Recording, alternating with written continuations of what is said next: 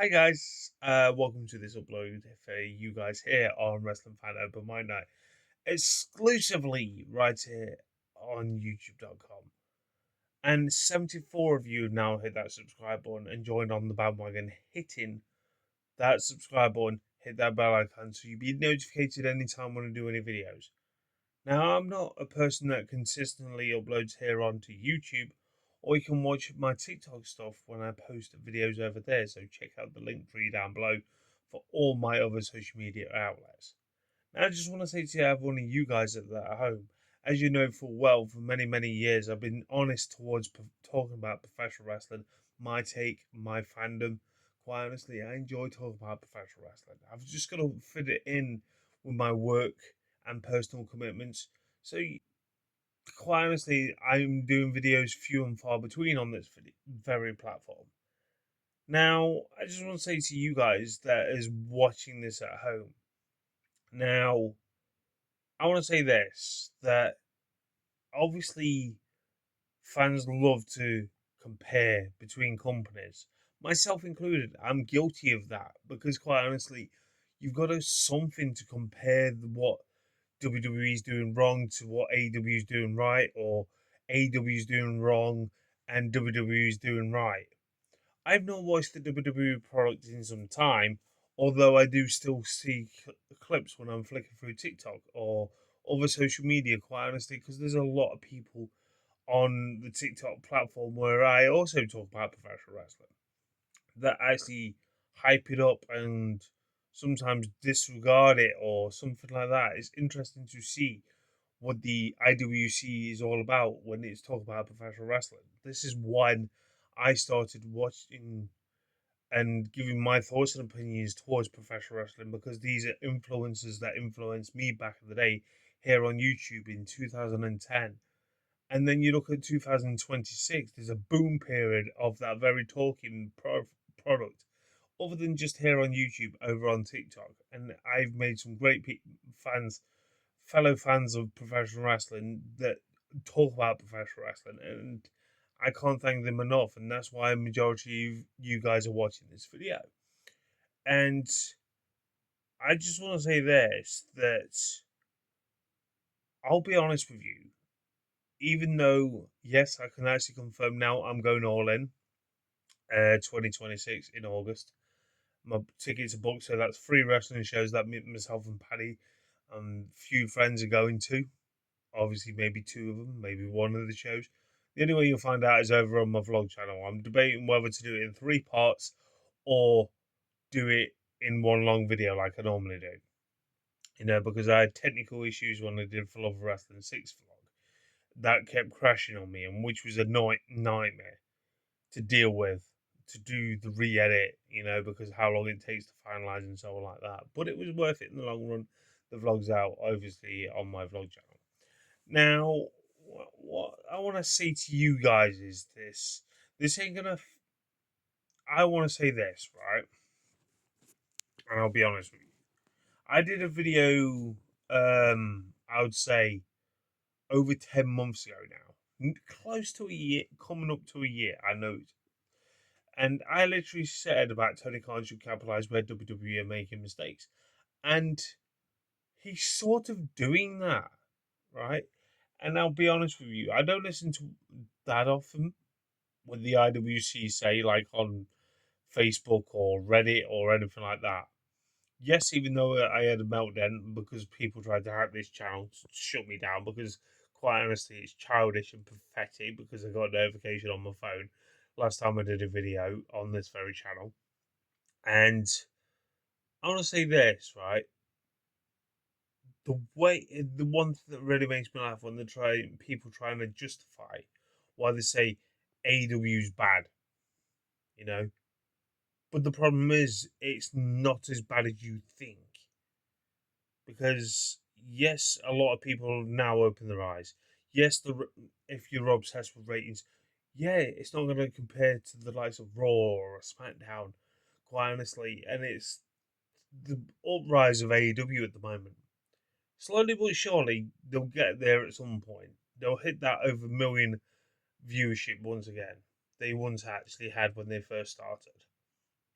Because I want to say this: if AEW was that bad, right, as these so-called people that are on social media that are posting how much they hate AEW or they don't like AEW, they prefer WWE and all this lot. But the problem is AEW selling better. I feel what I've seen from the weekly product, the pay-per-views they're providing, the way they've actually done my AEW. I've already said my 2 cents on this, and I'm literally thinking to myself, right? They've launched my AEW, yeah, fair enough. It was in the UK and non-American and Canada bracket, which was fantastic achievement for AEW to do that. And it went all with flying colours. You know, they've got a good provider. I would love to know the people that are actually subscribed, if they could get the numbers, how many are actually subscribed to it. I'm hoping they continue that on because I've not even had a chance to subscribe to it, obviously because of work and personal commitments. But I want to say to you guys, as a wrestling fan, that with the WWE, right, I fell out in love with it, as you know full well, from SummerSlam last year. And I feel like the product's more and more deteriorating as the rate goes on. And it's living proof of it because you look at WrestleMania doesn't feel special anymore. You know, you don't build these characters up. You're already relying on the names they've already built up to sell that product, and it's the wrong way about of doing it. Yeah, you may have a few young talent come onto it. Yeah, out of the blue, you got Seth Rollins versus Gunther because of the attack. Oh, he's got a match at WrestleMania. You know, they're just filling in the void to try and stack it up as much as they can. But when you look at the way AEW's been as of late, they've been technically selling out Dynamite. Yes, they're not using big. This one makes me laugh when people say are obsessed with big venues because that's how much they're one trick minded they've been, and they're like saying, "Oh, AEW won't sell out the size of like fucking some arenas that Raw or SmackDown's been on." But the problem where it lies, that I feel like the reason why AEW went in a smaller venue, yeah, he got hit with empty seats. Yes, it's happened. Don't get me wrong, but now they've gone into that smaller field towards those smaller venues, which I'm grateful for AEW to do that. You know, and saving it for the pay-per-views. Was it a big risk doing All in 2026 in Wembley Stadium? Possibly, but with the likes of Tony Khan, what he actually wants to provide, he doesn't want to let down the UK market. Then you look at the pay per view so far this year they've actually had. They've had Revolution sell out.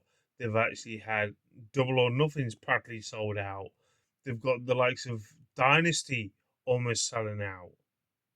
They must have something that attracts wrestling fans, regardless what wrestling fans portray the likes of themselves on the social media just to get their point across. You know, such as the likes of Facebook.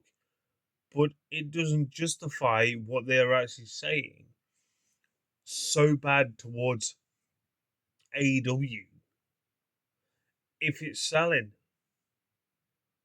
You know, yes, they may have had Chris Jericho return on Dynamite only last night, and I did a TikTok straight away when I actually saw it at 5 o'clock in the morning. Yeah, I'm a sad twat like that, because I woke up early, and I literally thought, okay, Chris Jericho's back. Where can you actually fit him in? You know, this is where it lies, where the true wrestling fans, the IWC, that we would say, would follow Chris Jericho back to AEW because Chris Jericho, believe it or not, had so much hype for him on the internet for going into the Royal Rumble last year. It never happened that way. Same with Paige, or Soraya or whatever you want to class her as. The she had hype. This is the problem where it lies, right? At the moment, I feel like AEW doesn't need Chris Jericho because it's making it better in a way. Do I dare say it? A better product when he wasn't on it, because it's overshadowed what you've worked towards the past year, maybe 2 years. Yes, I'll admit it. Sitting right here, right now, as I'm doing this video for you, that I've stood by AEW from the rough with the smooth, since 2019.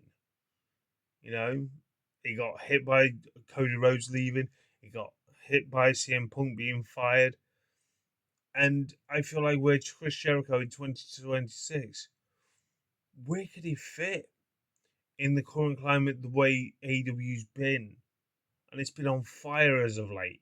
Don't get me wrong, we had classics matches last week, the likes of Shane Strickland versus, or Swerve Strickland as you guys know him as, versus Kenny Omega 2, but it opened up the show. I feel like they shouldn't have opened up the show because you built that towards the main event. At least one thing, you had faith in two young talent. Yes, one of the basically forefronters of your company, Darby Allin, versus the likes of Gabe Kidd. Yeah, Gabe Kidd's local to me. It's great to see they had faith in the young talent to make that their main event, but I feel like they should have made that the main event, basically opening up the card. Those two would have been in a different way.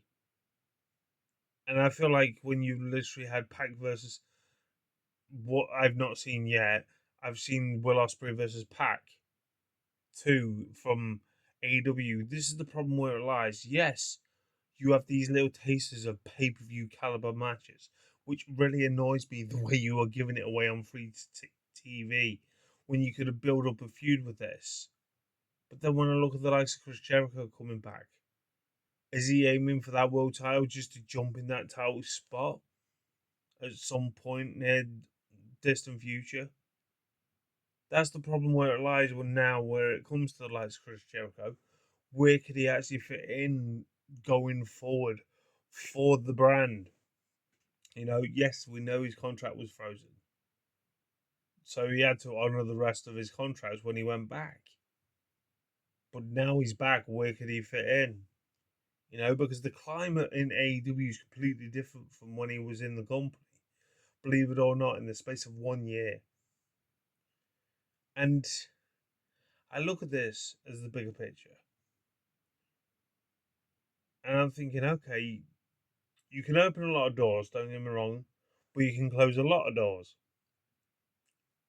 And that's the problem where it lies now.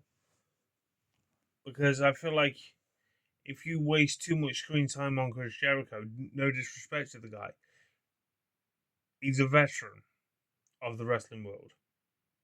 A future Hall of Famer wherever he goes. If he's not in any Hall of Fames yet. And I feel like it's hard done by on the people that have worked hard to make Dynamite where it is. Now, like I've said, I'm not disrespecting Chris Jericho, but I feel like where does he see fit? And it's like obviously with the open challenge sort of thing with Willow Nightingale, they're sort of teasing towards Britt Baker because did you hear the drilling sound? I literally feel like Britt Baker's now average compared to what the women they've already got. The only way I feel like you should have brought her back in is attacking her against Tony Storm. If she doesn't materialize going on the likes of Collision, but at least one thing when you watch the likes of Dynamite, you've got something reason to watch Collision.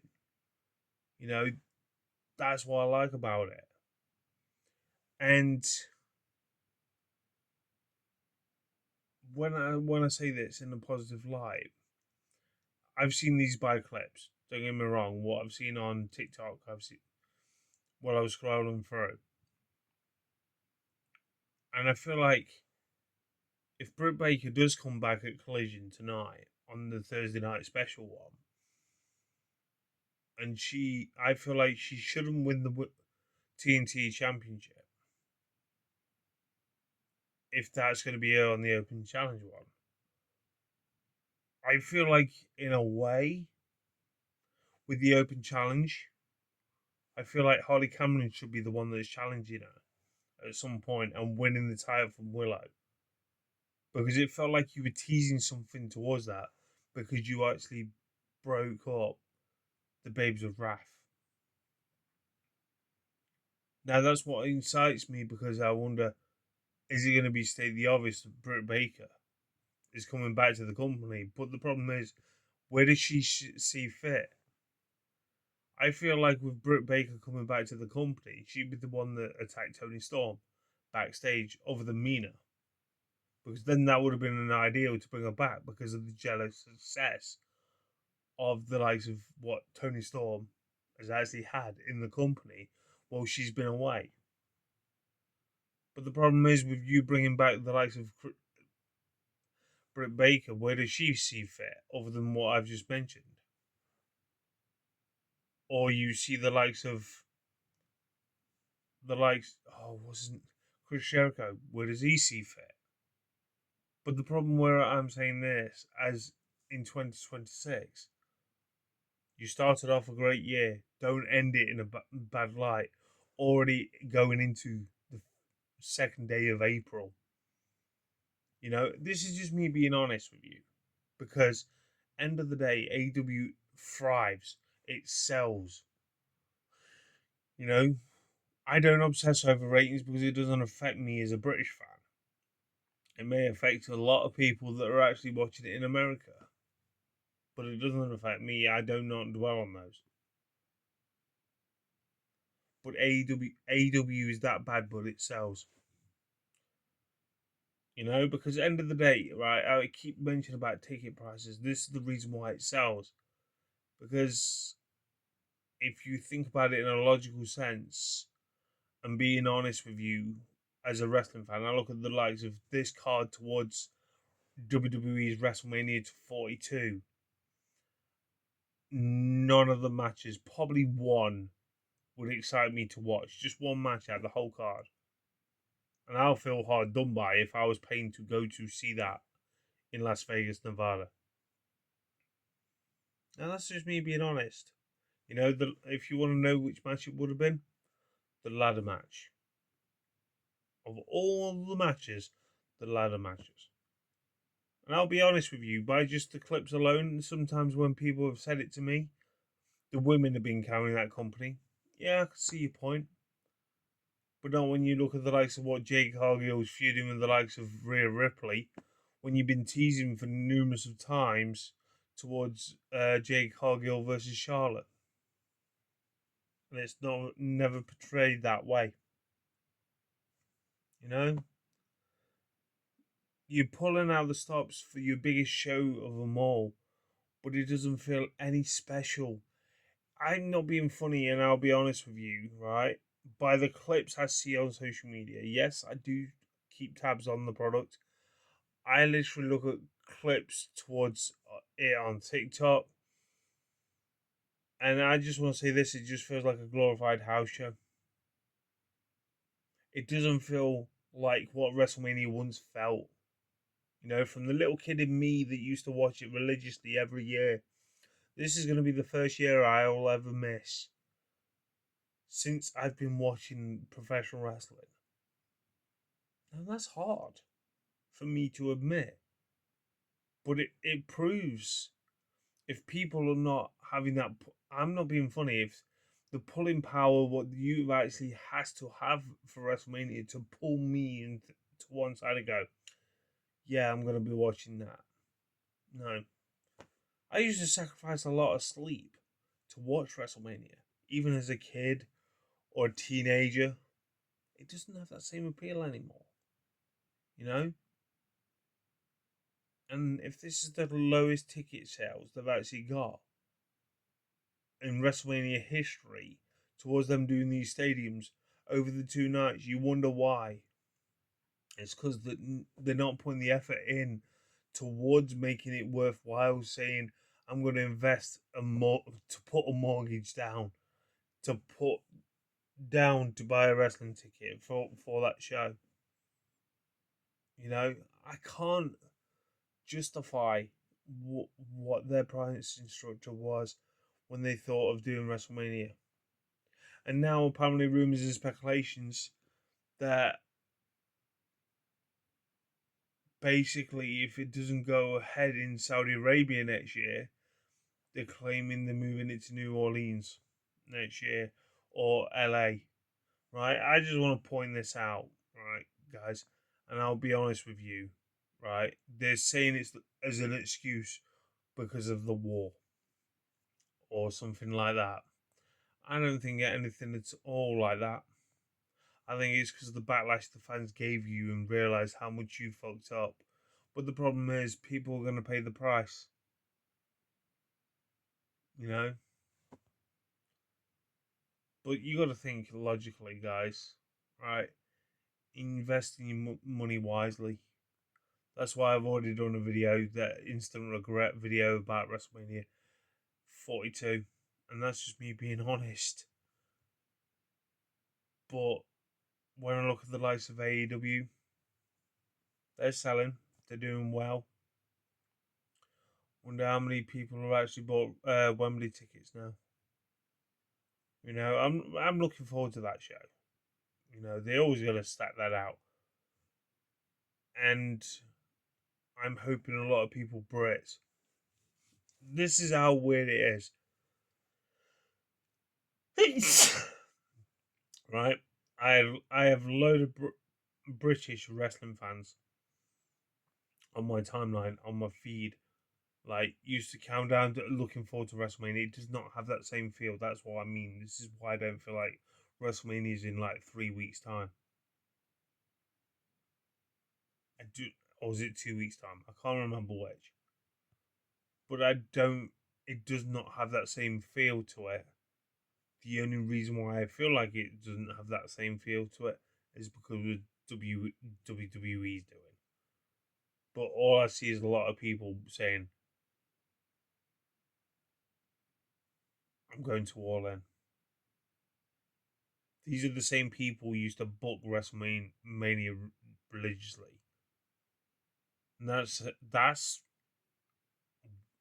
good thing, you know.